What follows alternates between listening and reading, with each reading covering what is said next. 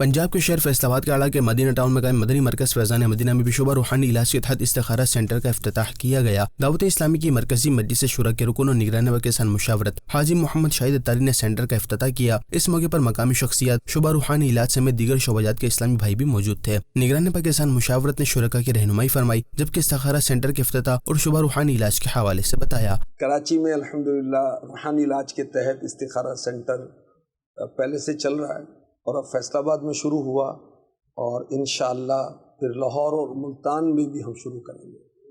پاکستان کے علاوہ بنگلہ دیش میں، ساؤتھ افریقہ میں، امریکہ میں، یو کے میں الحمدللہ استخارہ سینٹر شروع ہو چکا ہے۔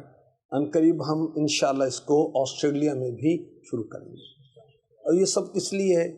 دکھیاری امت کی مدد کرنے کے لیے، ان کے دکھ درد دور کرنے کے لیے۔ الحمدللہ 2022 پچھلے سال 21 لاکھ سے زیادہ استخارے کیے گئے اور ماہانہ جو ایوریج ہے 6.5 لاکھ مریضوں کی ہے، اور جو ماہانہ عاشقان رسول تعویذات کے اسٹالز پر آ کر تعویذ لیتے ہیں، ان کی تعداد 6.5 لاکھ کے لگ بھگ۔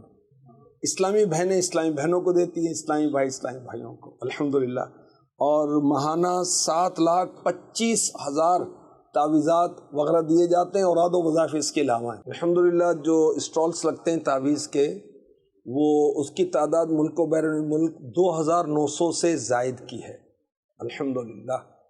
اور دعوت اسلامی سمجھیں کہ امت کی خیر خواہی کر رہی ہے مختلف انداز سے، یہ بھی ایک انداز ہے، اور یہ سارا سلسلہ الحمدللہ فی سبیل اللہ کیا جاتا ہے۔ نگران پاکستان مشاورت حاجی محمد شاہد اتاری نے اسلامی بھائیوں کو مٹھائی کھلائی اور دعا کروائی۔